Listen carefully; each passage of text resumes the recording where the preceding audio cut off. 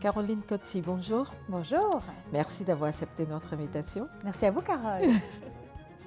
Alors, je ne sais, il y a tellement de choses qu'il y a à dire sur vous que je vais essayer de retenir l'essentiel. Et si j'oublie, vous me rattrapez ou vous me corrigez. Déjà, vous êtes la présidente fondatrice de la gouvernance au féminin, qui est une association qui travaille sur toutes les questions justement de leadership au féminin auprès des grandes organisations, des grandes entreprises au Canada et dans le monde entier. Oui. Vous êtes parmi les top 100 des femmes les plus influentes du Canada. Vous avez rencontré les plus grands de ce monde, vous avez interviewé Hillary Clinton, vous avez reçu le prix Mercure du leadership au féminin, vous avez été aussi primée dans le cadre de l'autonomisation des femmes auprès de l'ONU. Oui, absolument. Donc voilà, il y a encore plein de choses qu'on pourrait dire, là. donc on va s'arrêter là et vous nous parlerez d'autres choses pendant cette interview. Oui, en tout cas, voilà, vous êtes une femme passionnée, passionnante, engagée sur toutes les questions diversité, leadership au féminin, gouvernance au féminin, action dans la société sur la question de la parité. Donc, bien évidemment, avec toutes ces casquettes, dites-nous, pour Caroline Cozzi, qu'est-ce que c'est le mot pouvoir? Alors, écoutez, le mot pouvoir, quand on y pense de manière très, je vous dirais, classique, il y avait des préjugés très souvent sur le pouvoir. C'était souvent vu comme une façon d'utiliser son réseau, etc., pas toujours de façon bienveillante. Pour moi, le pouvoir, honnêtement, ça doit être un pouvoir bienveillant pour que je le respecte.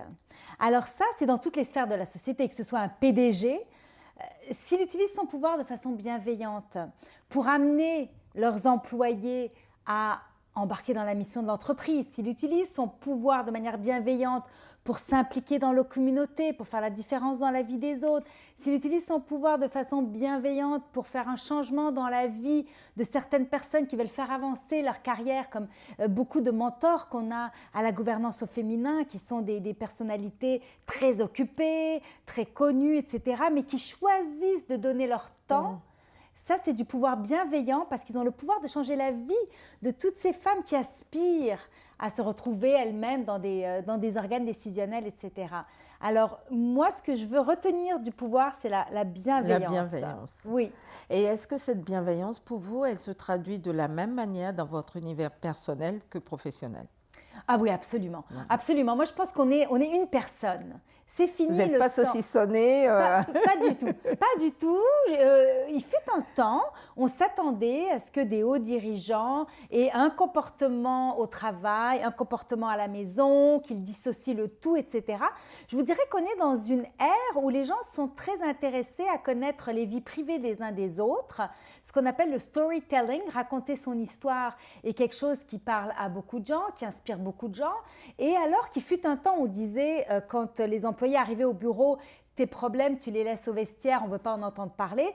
Tout ça, c'est du passé parce qu'il y a eu beaucoup de recherches qui ont démontré qu'en fait, pour pouvoir bien travailler ensemble, il faut se faire confiance. Tout à fait. Et on ne peut pas se faire confiance sans se connaître et incluant sur le plan personnel. Absolument. Donc, pendant toutes ces années dans le monde corporatif, moi, j'ai fait ce genre d'exercice avec mes équipes pour renforcer justement la confiance et mieux se connaître. Donc, j'estime que comment on se comporte au travail, comment on se comporte à la maison, quand on va voir les matchs de hockey ou de football de nos enfants, etc., et on se retrouve avec d'autres parents, on doit être la même personne.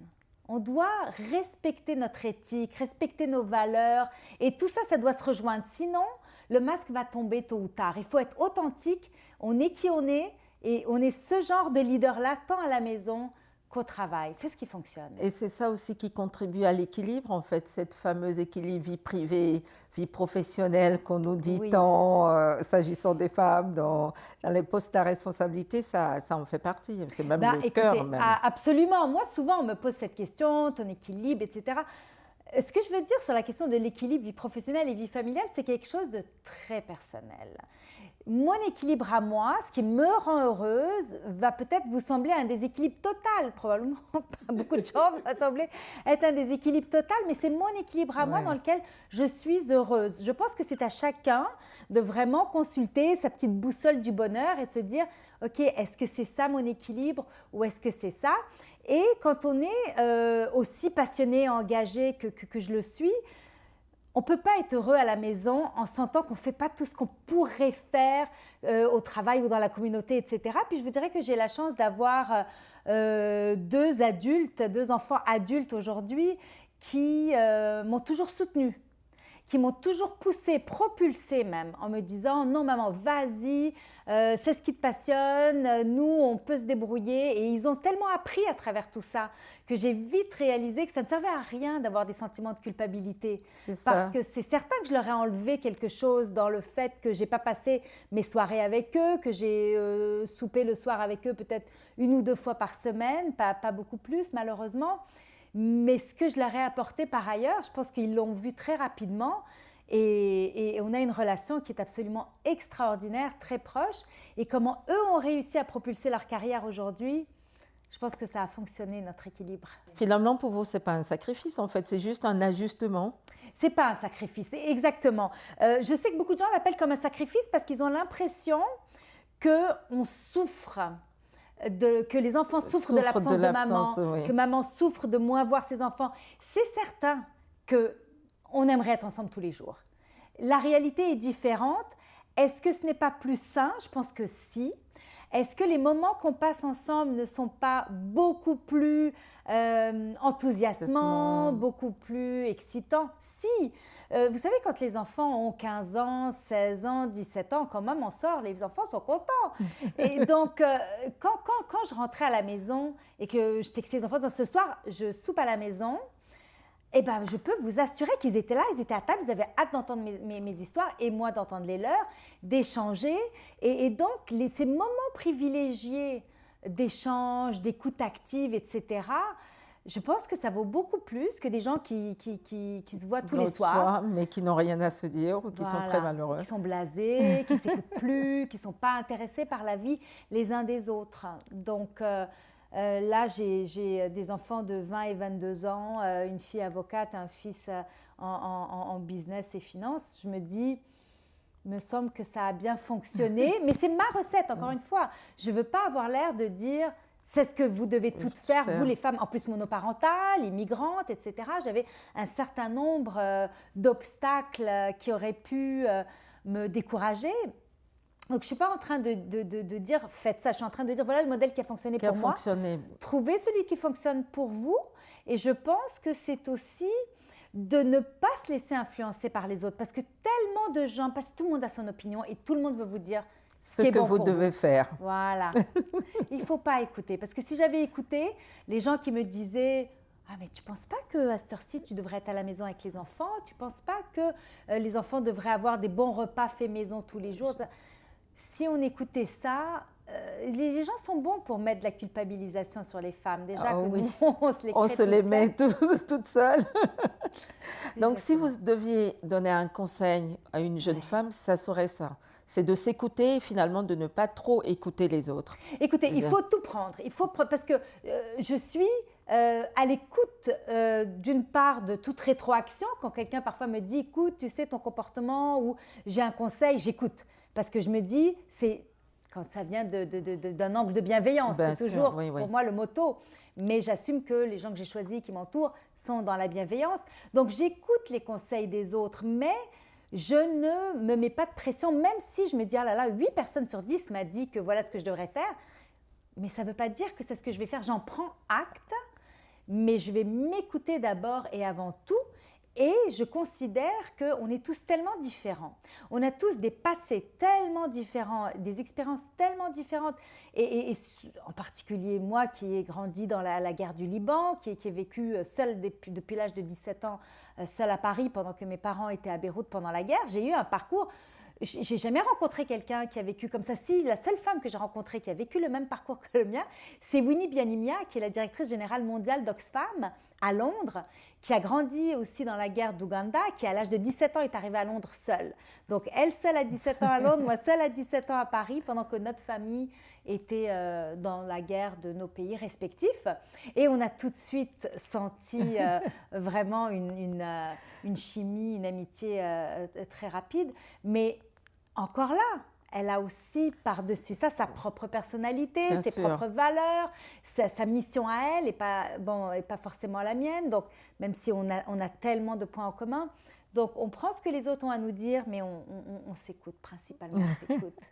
Très bien. J'ai bien noté le mentoring comme une bonne recette, en tout cas, pour favoriser l'inclusion, la diversité et la transmission aussi. Oui. Est-ce que vous avez identifié d'autres recettes, par exemple, dans le cadre de l'accompagnement peut-être des dirigeants sur toute cette question accéder aux espaces de direction, les CEO? Est-ce que vous avez noté une bonne pratique que vous pourriez partager avec écoutez, nous? moi, ce que je vous dirais, que oui, le mentorat est important et derrière la gouvernance au féminin, on a un programme extrêmement robuste, très unique parce qu'il s'adresse à des femmes qui sont déjà dans des postes de vice-présidence dans des grosses entreprises et qui, pour le commun des mortels, peuvent paraître comme des femmes qui ont déjà réussi. Sans qu'on se rende forcément compte qu'en fait, elles doivent encore percer le fameux plafond de verre pour se retrouver dans des postes de PDG, ce qu'on appelle le C-suite ou dans un conseil d'administration. Mais je vous dirais que il est bon de s'entourer de plusieurs personnes avec plusieurs parcours, de plusieurs industries, d'âges variés, d'origines variées, etc. et d'aller chercher des conseils de toutes ces personnes. Oui. Pour pouvoir faire votre recette, en fait, finalement, Exactement. ce que vous disiez tout à l'heure. Exactement, parce que disons que dans une certaine sphère de ma vie, telle ou telle personne m'ont donné des conseils qui ont vraiment eu un grand impact, mais quand j'ai parlé de tels autres aspects de ma vie, ces personnes-là n'étaient peut-être pas forcément les bonnes. Donc c'est vraiment de s'entourer, moi j'appelle ça mon comité aviseur, des hommes, des femmes, des jeunes, des moins jeunes, des Québécois, des étrangers, et vraiment de glaner toutes ces informations-là. Puis ce qui fait que c'est efficace, c'est quand on se met dans une approche de demande de rétroaction, vraiment ouverte au feedback. Parce que si tout de suite, dès qu'on nous dit « écoute, moi je te conseille ceci et cela », on commence à se défendre et à expliquer pourquoi non, c'est comme ça que je le fais, la personne va perdre intérêt à vouloir nous aider.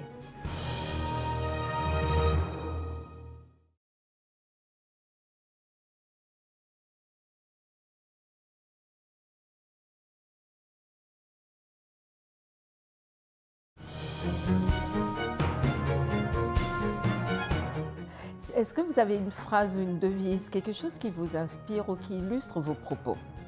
Écoutez, moi j'ai une phrase qui m'inspire beaucoup de Maya Angelou, que je vais vous lire en anglais puis que je vous lirai en français ensuite. My mission in life is not merely to survive, it is to thrive and to do so with some passion, some compassion, some humor and some style. Wow. Alors, je trouve que ça dit tout. Je trouve que ça dit tout. Et en français, ma mission dans la vie n'est pas simplement de survivre, mais de prospérer et de le faire avec une passion, une compassion, un peu d'humour et un certain style. En effet, c'est très chic, c'est très féminin et c'est très empowerment, je trouve. Oui, absolument, exactement. C'est très Maya Angelou. Oui. Si vous étiez un homme ou une femme d'État, lequel ou laquelle souhaiteriez-vous être et pourquoi? Moi, j'aimerais bien être Justin Trudeau. Pourquoi?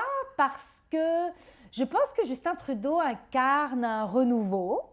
Je pense que Justin Trudeau a aussi contribué à l'élection d'Emmanuel Macron, des jeunes beaux, féministes, intelligents, qui s'expriment avec du charisme. Voilà, beaucoup de charisme. La twittosphère a quand même explosé quand Justin Trudeau a été élu, d'abord au sujet de ses caractéristiques physiques, parce qu'effectivement, c'est quelqu'un d'extrêmement beau, mais je pense que la beauté de la chose, c'est qu'avec le recul, on réalise jusqu'à quel point c'est quelqu'un qui a beaucoup plus de profondeur que les gens lui ont accordé au début. Et moi, ça m'a fait penser, quand il a été élu, Justin Trudeau, ça m'a fait penser à quand une femme est élue. C'est comme s'il était trop beau. Alors, quand c'est une femme, souvent, c'est « Oh, mais est-ce qu'elle va être compétente ?» On remet plein de choses en question. Et avec Justin Trudeau, j'ai trouvé qu'il y a eu certains commentaires un peu similaires à ça. Et je trouve qu'il a surmonté ça avec… Et comme avec il est brio. jeune aussi. Exactement. Donc, il y a l'âge, il y a l'apparence. Enfin, bon, finalement, dès que les choses sortent un peu des sentiers battus, évidemment, Et voilà, ça devient suspect. Exactement. Très bien. Si vous aviez un jour pour changer le monde, par quoi commenceriez-vous? Si j'avais un seul jour pour tout changer. Pour changer le monde, par quoi commenceriez-vous? Et après, le reste, évidemment. Ben, écoutez, c'est sûr que je serais tentée de vous dire, puisque c'est ma mission de vie, je commencerai par changer les inégalités, les injustices. Et il y en a énormément des injustices, que ce soit entre le Nord et le Sud, que ce soit entre les hommes ou les femmes. Mais c'est certain que on est en train de tendre vers une société qui est beaucoup plus ouverte à l'autre, à celui qui ne ressemble pas à la majorité, que les conseils d'administration où autour de la table, on n'a que des hommes blancs de 60 ans. On commence à se dire, tiens, une femme peut-être plus jeune, peut-être issue de l'immigration, merveilleux. Mais je vous dirais que je commencerai par là, parce que vous savez, quand Barack Obama était venu à Montréal l'année dernière, il avait dit que si on pouvait donner la présidence de tous les pays pendant 2 ans à des femmes, on pourrait non seulement réduire, mais peut-être même éradiquer les conflits. Moi, j'en suis convaincue. Oui, oui. Alors, je pense qu'on pourrait commencer par là, en s'assurant qu'en fait, on n'a pas besoin de continuer à lutter toute notre vie pour s'assurer qu'on ne perd pas nos droits. Comme Simone de Beauvoir avait dit, il suffirait d'une crise pour que les droits des femmes soient remis en question. Ben oui, c'est ça. On en a été témoin avec l'élection de Donald Trump. Donc, si je pouvais avoir une baguette magique, je ferais en sorte que ce ne soit plus jamais remis en question parce que j'effacerai l'histoire. Je dirais, ça a toujours été l'égalité homme-femme. On est nés égaux, on a grandi égaux. Et aujourd'hui, de quoi aurait l'air le monde si on avait pu le bâtir ensemble? Ben oui, tout à fait. Très bien. Si vous étiez un animal, lequel seriez-vous? Alors, je serais un chien. Parce que j'adore les chiens, bien que j'ai un chat. J'ai un chat qui est avec toutes les qualités positives et négatives d'un chat. Alors qu'un chien, j'ai du mal à trouver… des défauts. Des défauts. Je suis particulièrement attachée à la loyauté d'un chien. Je trouve qu'un chien n'a pas de côté mesquin. Le chien est généreux, le chien est bienveillant. Le chien va protéger son maître au risque de sa propre vie. Absolument. Et puis, en France, la SPA avait fait une publicité qui m'avait terriblement marquée il y a quelques années, où on voyait un chien qui avait l'air tellement inquiet. C'est drôle de réussir à avoir un chien dans une pub qui a un regard inquiet. Et ça disait « J'espère que mon maître ne s'est pas perdu ». Et en fait, il venait d'être abandonné et il attendait. Donc, voilà, je trouve que c'est tellement noble, un chien. Oui, c'est beau. Oui. En préparant cette rencontre, on vous a demandé de venir avec un objet, une photo, quelque chose qui pour vous illustre le pouvoir et la féminité, ou en tout cas qui pour vous est important. Qu'est-ce que vous nous avez apporté? Alors, je vous ai apporté une photo qui est une photo, en fait, c'est un petit collage avec 2 femmes que j'admire énormément. C'est donc Hillary Clinton et Huma Abedin, que j'ai eu la chance de rencontrer et à Toronto et à Montréal. Huma Abedin travaille avec Hillary Clinton depuis le tout début. C'est une femme dans la quarantaine. Elle est avec Hillary depuis le début de la vingtaine. Et elle a été aux côtés d'Hillary Clinton dans les bons et les mauvais moments. Elle a vécu avec elle, évidemment, toutes ces émotions pendant la campagne présidentielle. Et pendant cette campagne-là, il y a eu un rebondissement qui l'a affectée elle-même personnellement. Huma était mariée avec un homme qui a eu des comportements sexuels inappropriés. Tout à fait inappropriés. Et donc, il a été arrêté en lien avec ces comportements-là. Et Hillary Clinton avait reçu beaucoup de pression de gens qui l'entourent en disant « Tu dois la congédier ou du moins te distancier d'Huma Abedin ». Et la réponse d'Hillary Clinton a été « Il n'en est pas question, Huma a toujours été là pour moi et je serai là pour elle ». Et donc, tout ça pour dire que c'est une démonstration de solidarité féminine énorme. Je suis d'avis que les femmes doivent aider les autres femmes. Vous savez, c'est Madeleine Albright qui disait there's a special place in hell for women who don't help other women. Il y a un espace réservé en enfer pour les femmes qui n'aident pas les autres femmes. Absolument. Et on les voit, on les connaît, on essaye de les faire changer parce que si on ne s'aide pas entre nous, comment est-ce qu'on va réussir à faire un changement réel auprès et profond des autres? Absolument. Absolument. Très bien. Si une petite fille regarde cet entretien et déclare « Quand je serai grande, je voudrais être Caroline Cozzi », vous lui diriez quoi?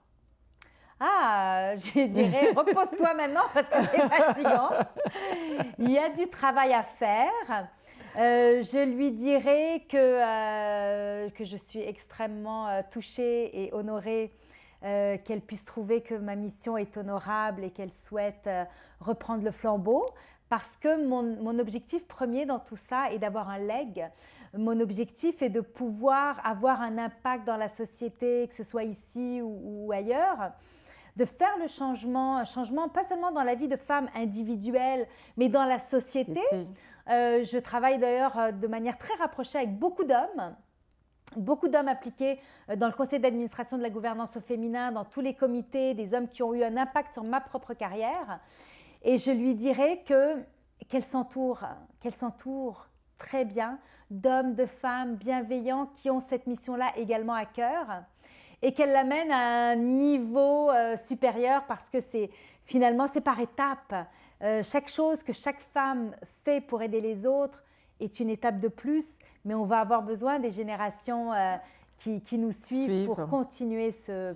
Je ne veux pas l'appeler combat, j'aime pas le terme combat, ni lutte, la mission, mais cette mission, cette passion. Ouais. Très bien. Notre émission touche bientôt à sa fin, mais j'ai une petite curiosité personnelle parce que je viens d'arriver à Montréal et que tout le monde me dit oh, « Tu n'as pas encore vécu l'hiver canadien. Donc, j'ai envie de vous demander, aviez-vous un petit souvenir de votre premier hiver canadien? Qu'est-ce que vous retenez pour toutes les personnes qui nous regardent de l'extérieur et qui vont pouvoir se dire « Ok, oh là là. Écoutez, je suis une personne très positive dans la vie, qui voit toujours le bon côté des choses. C'est magnifique la première neige. C'est vraiment marquant quand on se réveille pour la première fois et que tout est blanc. C'est splendide. Mais je vais être très sincère avec vous, moi c'est mon 27e hiver. Et je le redoute encore. Chaque hiver, d'autant plus que toutes les prévisions disent que ça va être terrible en 2017, alors bon. Écoutez, de toute façon, on n'a pas le choix. Mais pour ceux qui viennent s'établir au Québec ou ailleurs au Canada, on est très bien équipés dans ce pays. On est très bien équipés, beaucoup de tunnels souterrains dans certaines villes comme Calgary, aériens, etc. Alors moi, je les connais tous. Je sais comment me déplacer dans la ville sans mettre le nez dehors. Alors, je vous dirais que de janvier à avril, je me transforme en taupe et ça se passe très bien.